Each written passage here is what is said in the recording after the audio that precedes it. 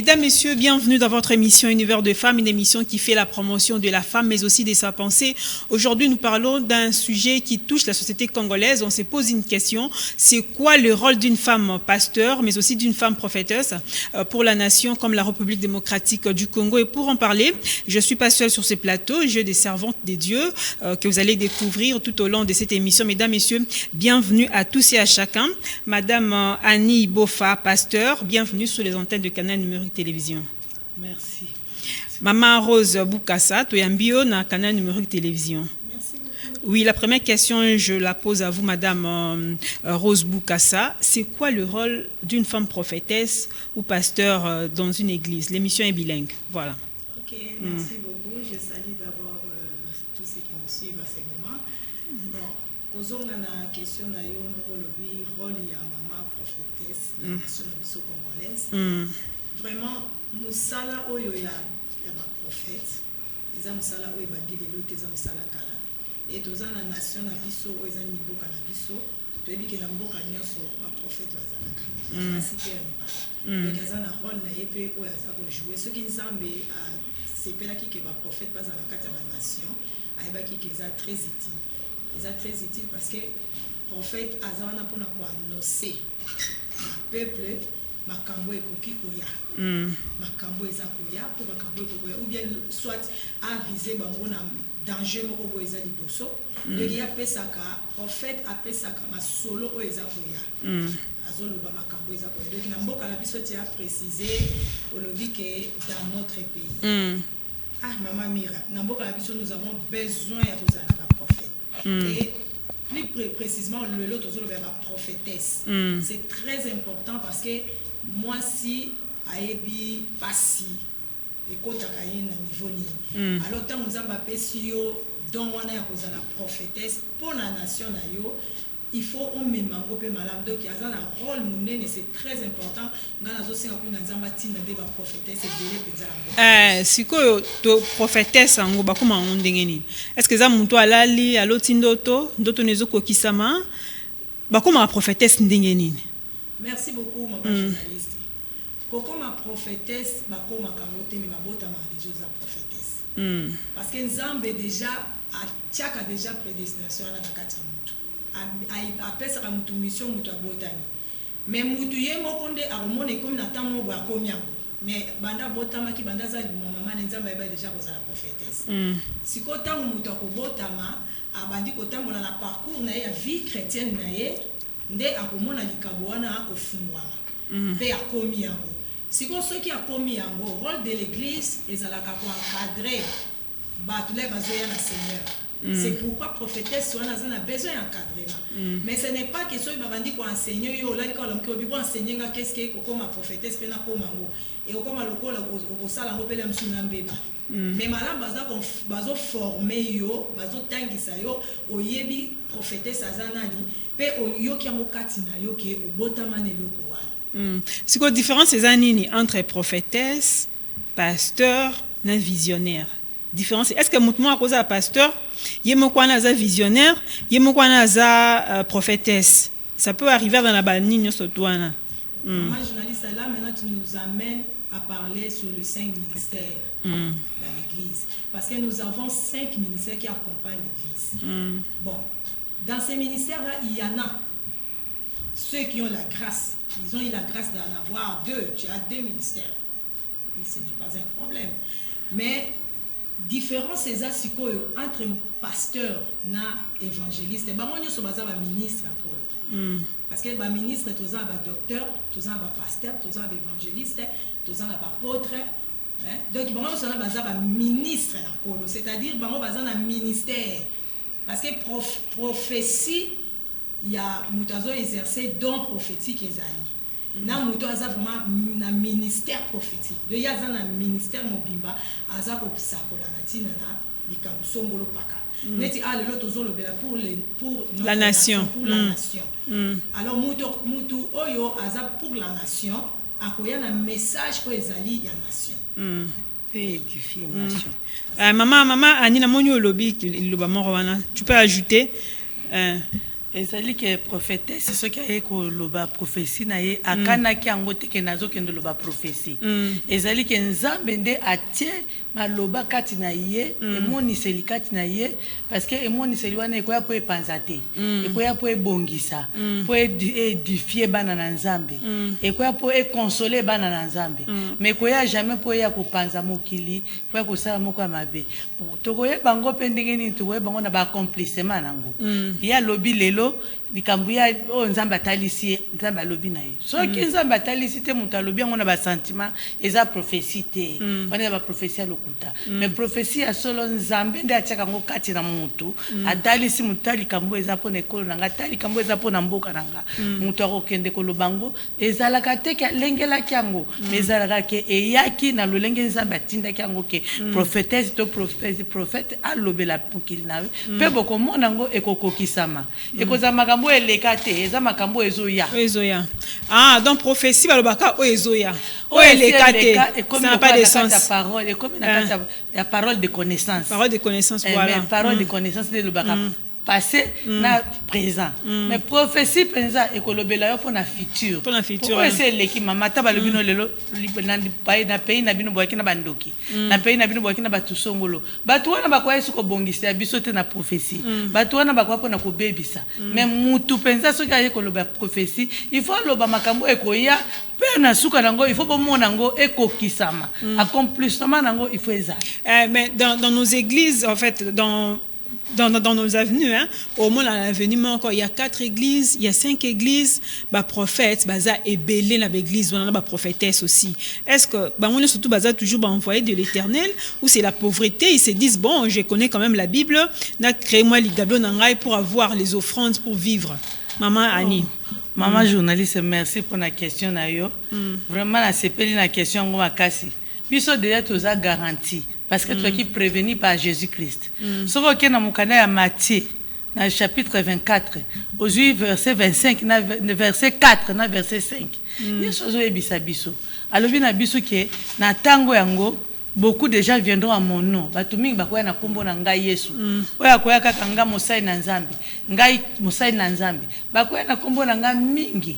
Mais bango nyesu tu baza basalite. Parce que alobi ke ba mingi bakoza basala lokuta mais tokoyeba bango na nini tokoyeba bango na misala na bango c'est pourquoi abakisa lobi ils vont séduire les gens bako séduire bana na Nzambe belé bako séduire ndeni mutazo lukambongo na aleki na sima ya mwa likama mona ke pa na yo alobi yango boya koti yango na boy mais tokoyeba na misala na bambuma na biso mbuma ngo eza nini mbuma ngo eza ba façon ba comportement na biso ba façon mutazo sala musala Nzambe po misala musala Nzambe ezo mema biso na ba bombo mingi surtout biso ba mama o kendaki ko sambela ba komo sokolo na ba kantina mai o bazwi ba boy ba sokolo te musala Nzambe ye moko Yesu alobaki na biso alobi ba kuna tango na tango ya suka ngo tokoyeba ngo ndenge nini tokoyeba ngo na makambo ya laka kiloko ba tremblement de terre ba guerre ba makambo na ndenge tozo mona ngo pe mikolo mama journaliste mikolo makambo zaka ya kilikili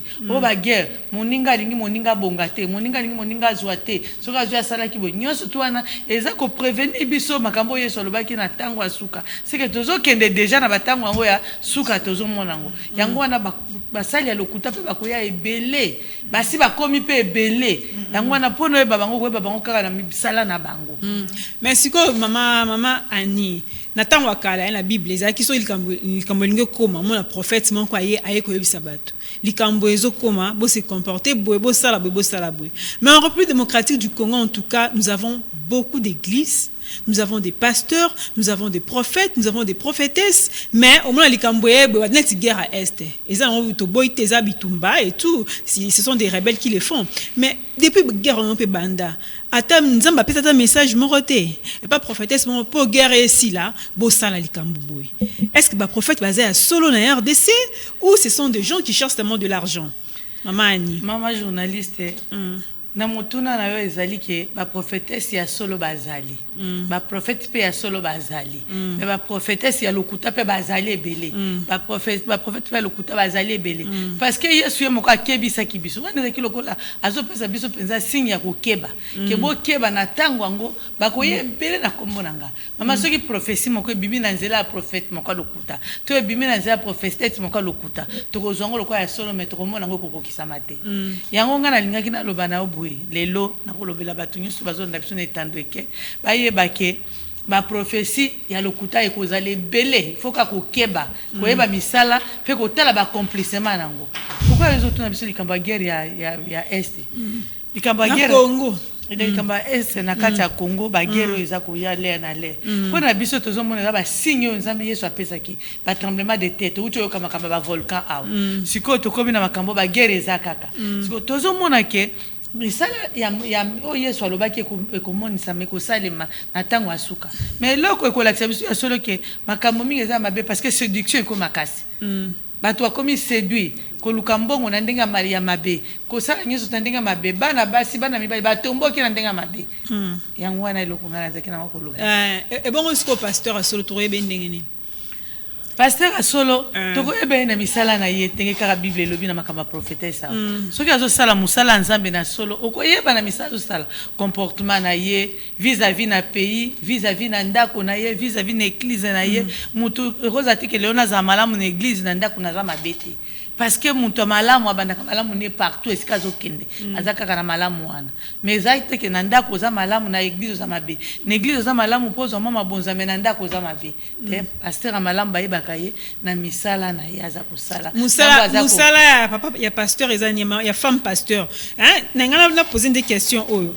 to mona mikolo ekoma pasteur nyonso tout so aza pasteur so aza marié moi si na wana akoma maman pasteur akompe koteya ata azu formation mon côté ata ayebi bible malamu te maman mobile nemo akomotangisi ba bible verset bwena et puis elle devient maman pasteur akompe kote ya bato est-ce que pasteur nyonso tout moi si na il faut que maman pasteur te mama te nayoka ki liboso ne bandela wa apôtre na biso mama Rose bukasa ibisi biso alobi prophète to prophète nan pasteur abota makati ya pasteur parce que so totangi na mukanda ya Jérémie azo ebisa biso azali mosali nzambe bi ozali mosali na ngai na pona ki o tozaki na libumu ya mama na yo soki mutu aye lelo alinga komisa mutu pasteur kana makasi bo ya koko komisa pasteur na makasi mais lokola ya azali te kaponama na nzambe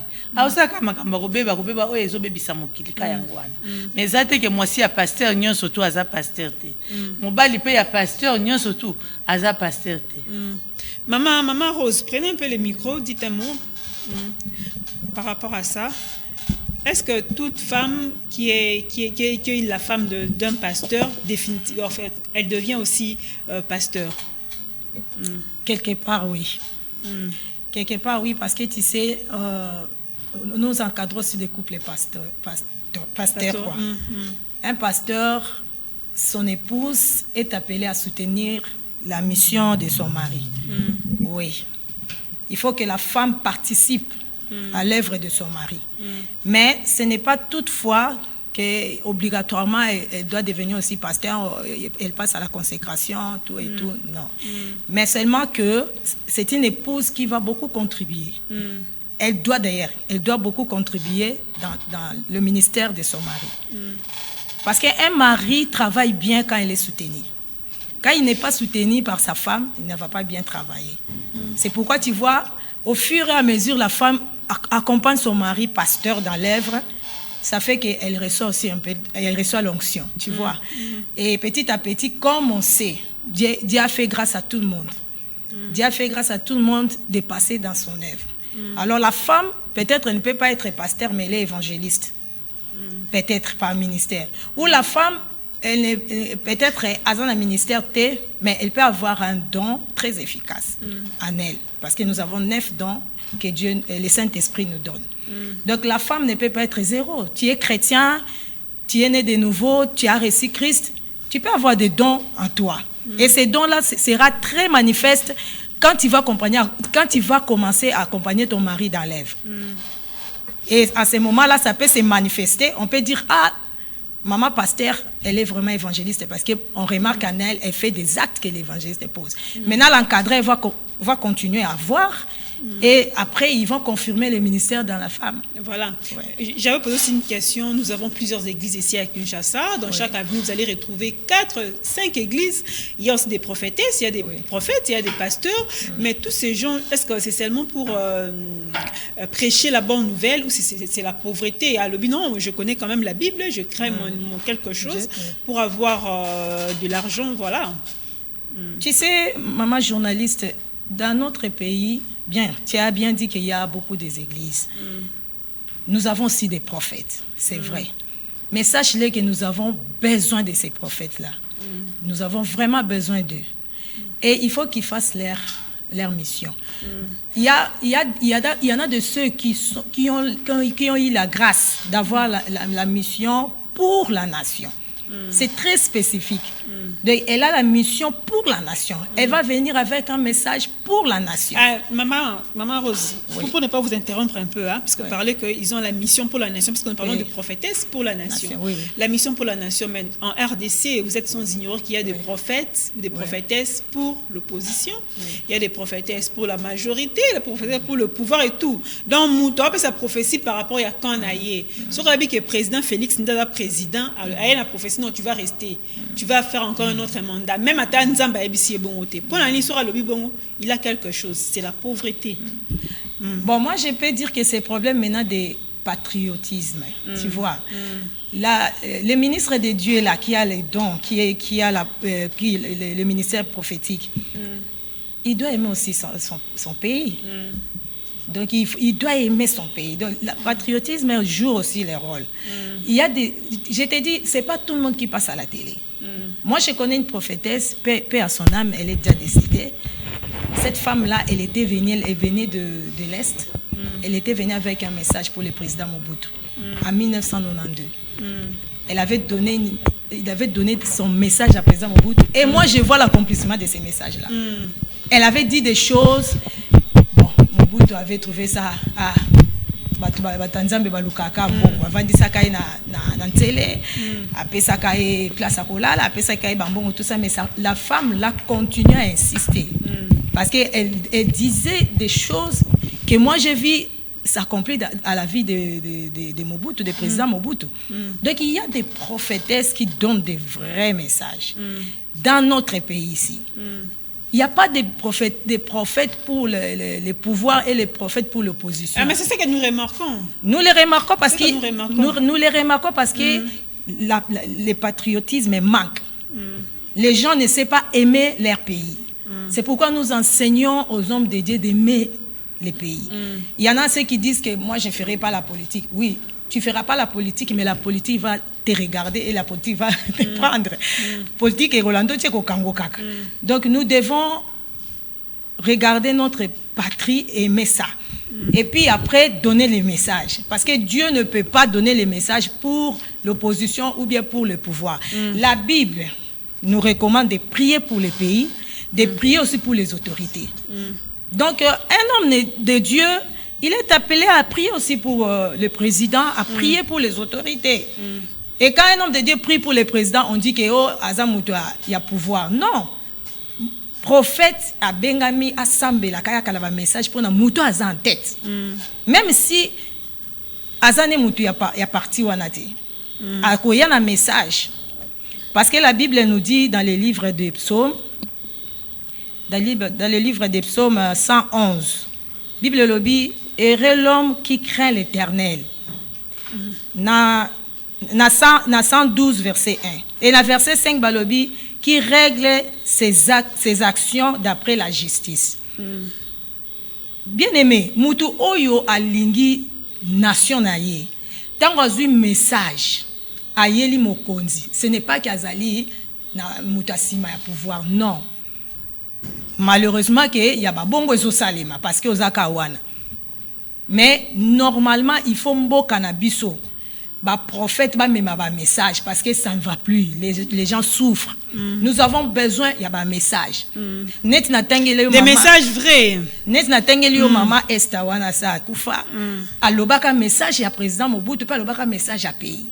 Na ndenge makambo tozo vivre na est sikoyo atangaka yango. Donc c'est pour dire que le message est yakanango mais nanyo azo recevoir yango. Nanyo pa koki ko komisa yango. Ba message on se peut rendre nini Maman Rose nzamba lo barande nini.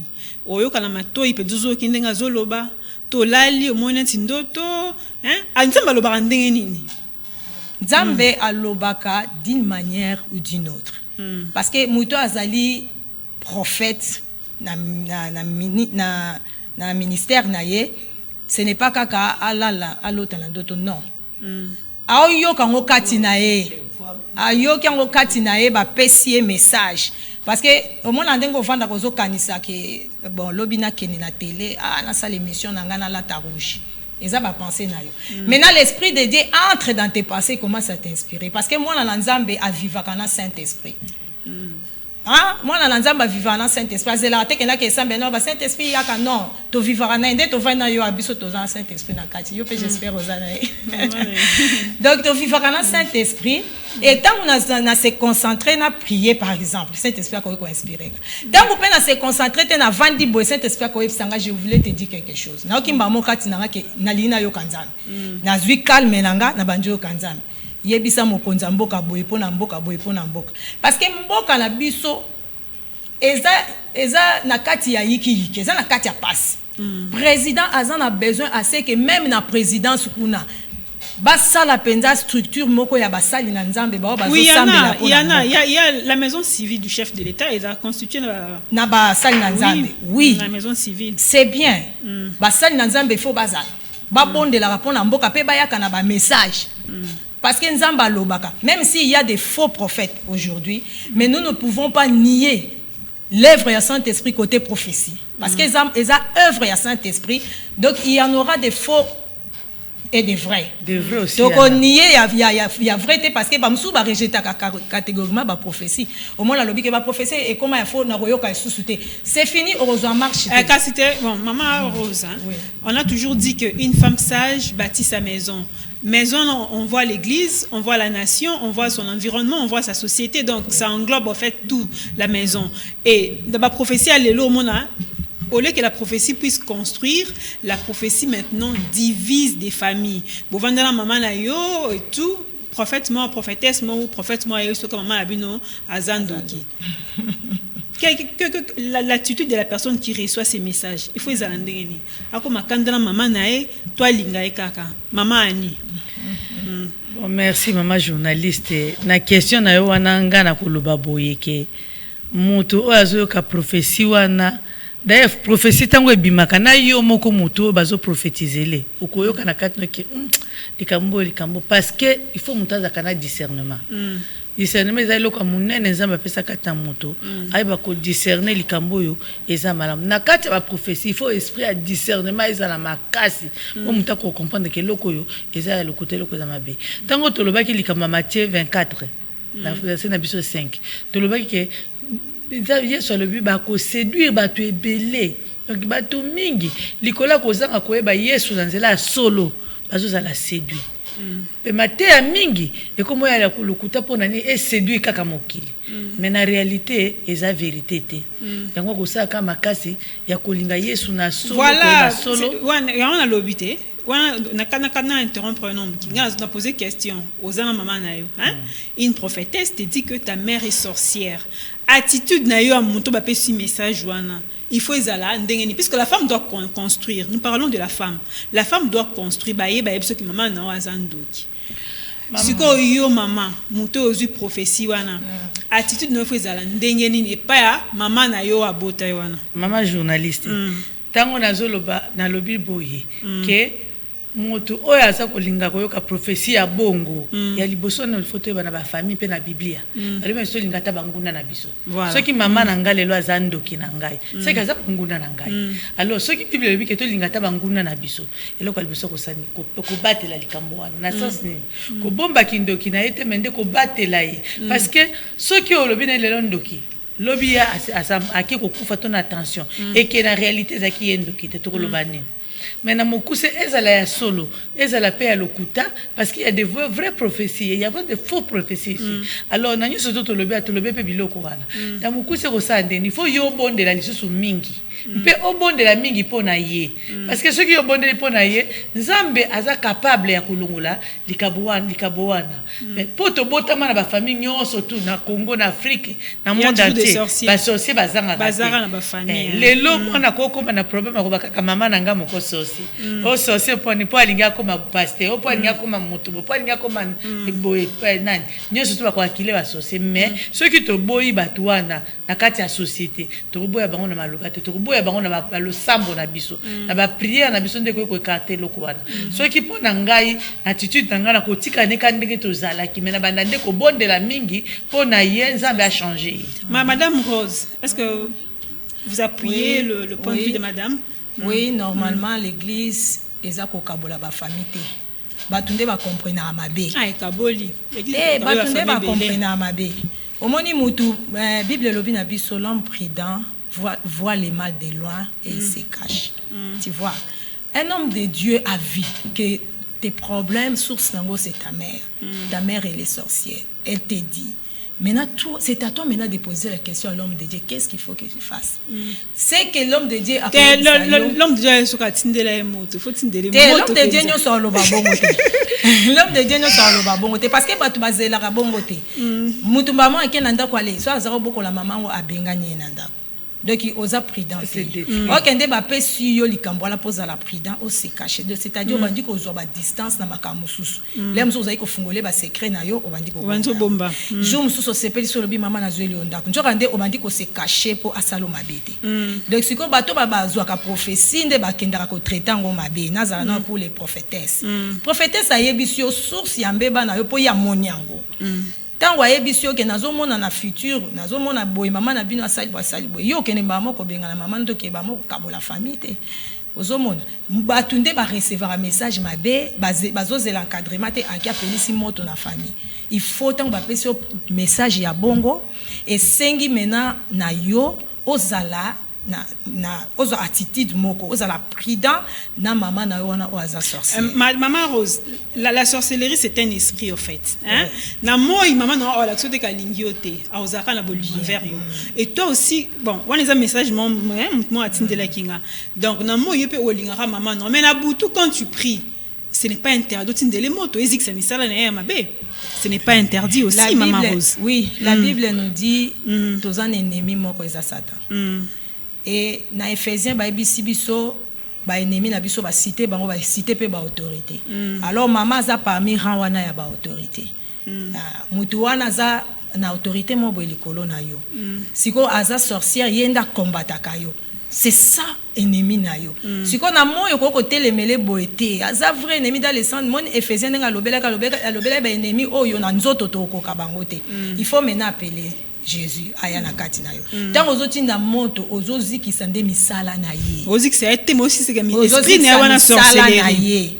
Po okoki ko boya te ke misala anezika, il faut misala anezika. Misala beba. Et beba mutu azwa délivrance ayeba penza bazape am. Azape am il faut gagner ye.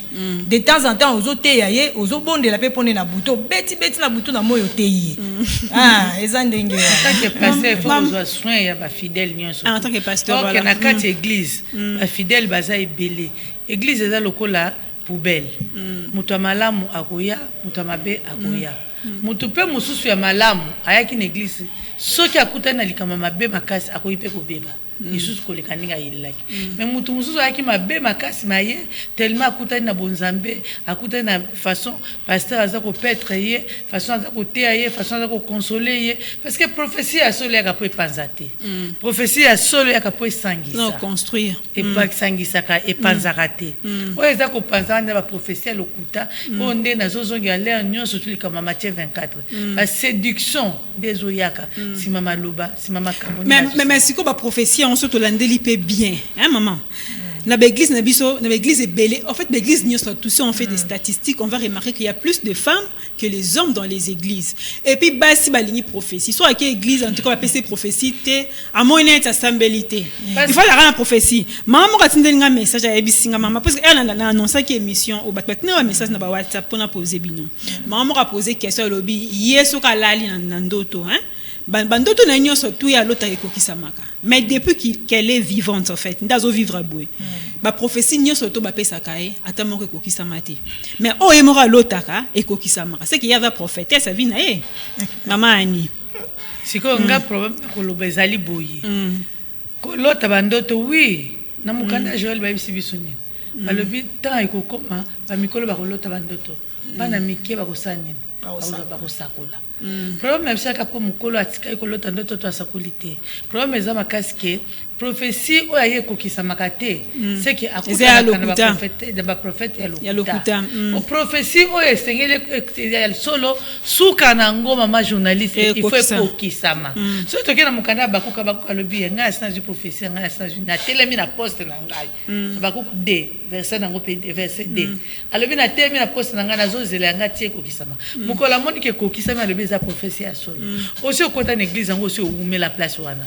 Tango zo mona ke makambo kokisa bazo banezo kokisa mate ye atambola kaka akele le prophète so akele le prophète akele c'est kaza nizaja bambikudi na makionda pour ce kaza nizaja bonzambe ozo sambe ya nzambe na yo ozu prophétie na kati église ozela ngo kokisa na kati ba mambikudi pe bele ba on ba koma na église hein ba on ba koma ba prophétesse ba prophète ba mambikudi ba koma prophétesse na église la séduction ko ya kaka soki mutaza séduire moni ke ba ninga ya nzambe nzamba zo bongisa bango parce que moko te aluka nzamba tikala lolenga yaka mutu nyeso aluka nzamba mama zo ka changement na vie na ye soki aluka ki bonheur azo bonheur soki aluka ki ni po ye nzamba lobi na biso mabondeli na biso azawa naza koyoka ngo suka likamto sengi kusani ekokisama to komona ngona misu ke kokisami yango wana soki ezo kokisama te seki akuta na lokwa ba prophète mabe akenda ba prophète mabe na intention nini siko tanga mona ka ye moko ya ndoto na ye kokisama il faut simba siko ezaka ya ndoto na ye atika wa ba prophète ba kosaka ye parce que soko kosinga lelo okosinga lobi na moni leki ba mikolo na ba mbule belé na kokisama te na déclencher ngo directement bike ba professeur ko s'accomplir te.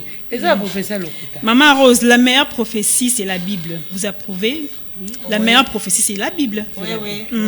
Et puis, maman journaliste, makambo prophète alobaka, il faut ezalaka na banzela na makambo biblia. Parce que Bible, moté Bible, na prophète, bazali loko bazaka confondu. Makambo prophète azako loba, na makambo ekomama na Biblia, il faut que menzela moko. Parce que bangomi bale, bazali loko la na eloko moko.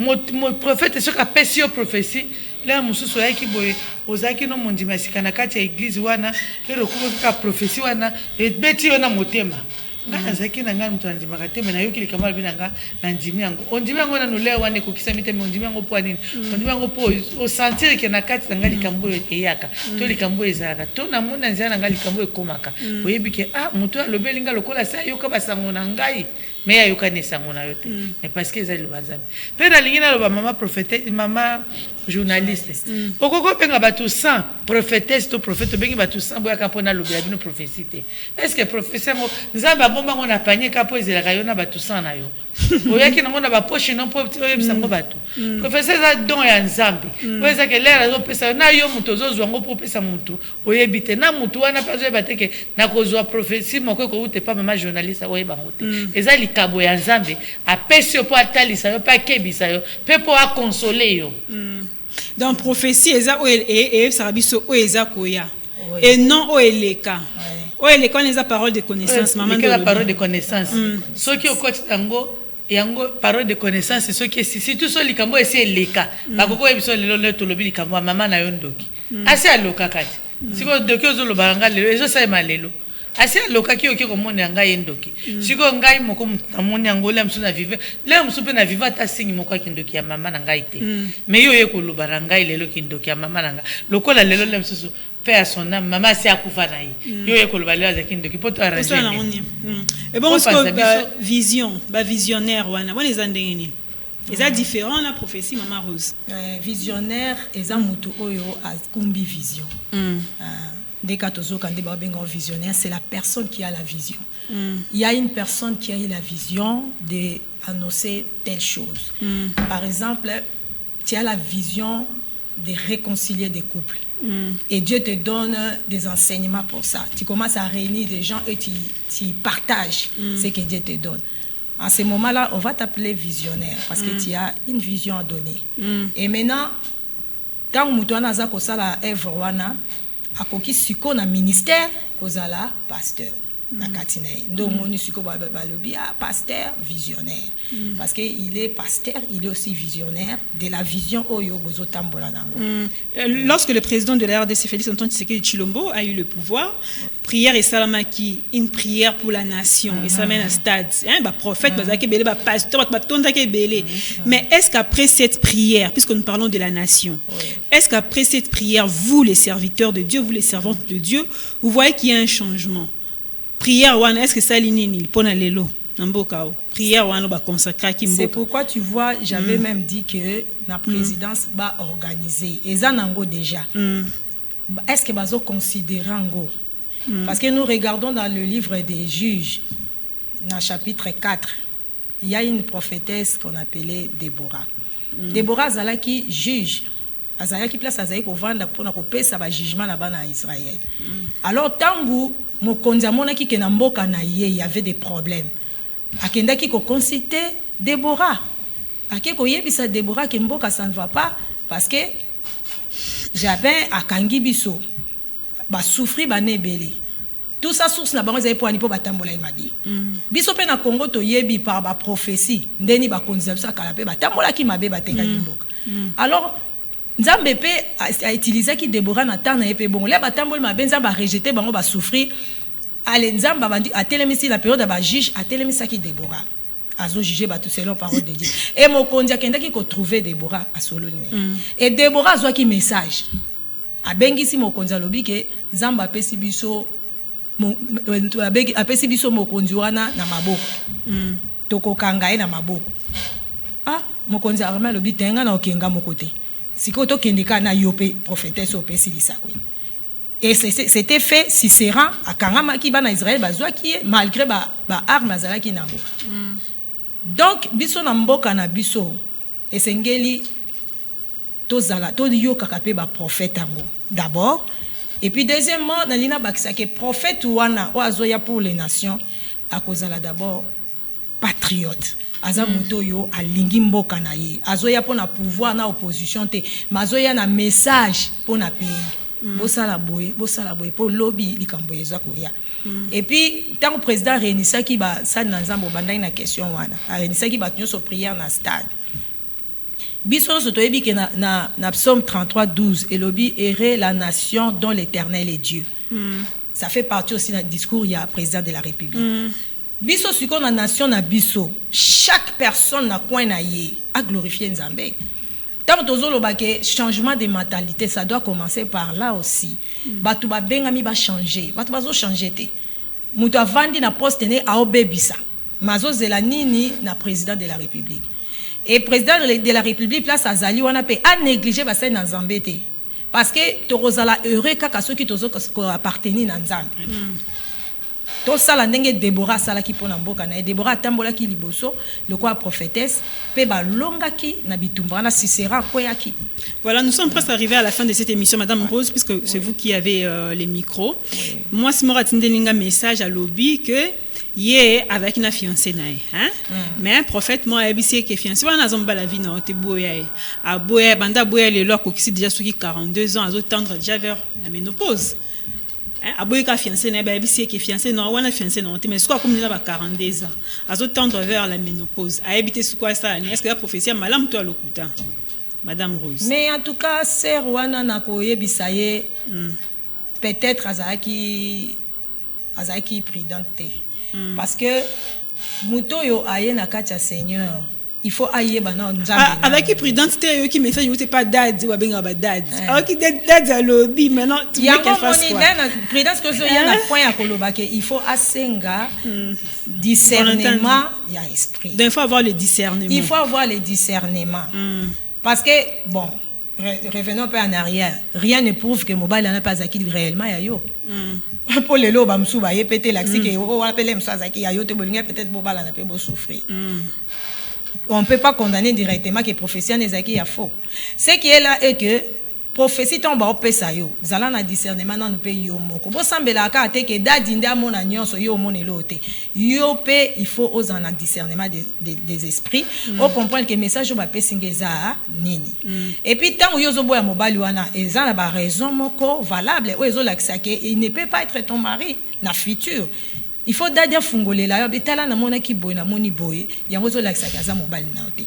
Et puis na sima wana tango yo otambola malamu na bonzambe okozwa pe ayo mobile mama journaliste pardon na yibo ma minute muke baser na biso mi ba condamna ba dadi mais ye moko azotambola malamu te parce que pasteur akoyi komola ke mobile aza ya yote bien sûr et cause la paix vrai kazaki ya yote mais na sima no se comporter ndeni oza ba fiancé belé oza na vie à désordre ndeni nyoko yeba ya yona ya yote tozonga kandena makola nzambe tozala na discernement des esprits oyeba ke mutu tel ye to yete okoyeba kaka na yo moko kozela te ke pasteur ayebisa yo pasteur akoyi koyebisa yo prophétie ke mobali anaza yote mais yo moko pe na ba prière na yo okomona ke réellement mobali aza yanga te. Maman Anino tokomi na suka émission oyo message ni ko lancer par la bana basi bazolanda biso po basi ni ba tondisi ba église ebele ba ngondi bazaka derrière ba prophétie ba yeba lobi na ngeko za ndenge ni message ni ko yebisa basi bazolanda biso siko et puis na ba maman prophétesse message ni ko yebisa ba. Merci maman journaliste na koyebisa na bana basi ba mama ba prophétesse pe mingi kaka na bana basi te mais na mokili mobimba ke sengeli kaka tolanda banzambe ya badadi te mais tolanda nzambe ya bible po nzambe ya bible nde azana makambo ya solo nzambe ya dadi azoloba na biso nzambe na kati na ye toyebi nzambe ya asalelaka te yango nga na kosenga ke soki oke na église to soki ozosambela nzambe yo landa nzambe me kolanda dadi te kolanda mpe mama prophétesse te kolanda mama pasteur te me yo ozolanda mama pasteur azali voix canal par lequel nzambe aza kosalela yo me yo oza kolanda nde nzambe oyo nzambe alingi te kosala ngo te po dadi to po mama pasteur alobi na nga nasala ngo na kosala oyo ezali ya nzambe maloba ya nzambe mikano ya nzambe c'est pour dire que ndenge olobaki ke tozongaka lela nyonso tu na biblia parce que la meilleure prophétie la meilleure façon de marcher c'est la bible tota ko bible elobi nyonso to bible endimami mais nyonso to bible eboyami ata moto obi to change ngo to change ngo te tikali bongo na biblia ngana kosenga na bana basi tozongela mingi Matthieu 24 wana tango na verset 5 oyo Yesu Kristo azoyebisa biso ke na tango wango bato ebele bakoyaka na kombo ya nani ya Yesu Kristo alors na kati na bango bakozala mingi ya mabeme bakoyebana na bambuma na bango alors na suka na ngalo bisusu ke séduction koya makasi lo makambo nyonso tu ya mabe ekoya makasi siko biso moko to banda koyeba ngona toyoki yango pe totangi yango na ba bible to observe yango ke na tango yango ekoya kokatsa tango yango za potango ni te totala bilembo atango yango ndenga lo siko lokwa to mona bilembo muke ya tango yango iso to sani to banda kokebisa kozana mayele na losambo ya solo toke losambo te pona ke olakisa bilamba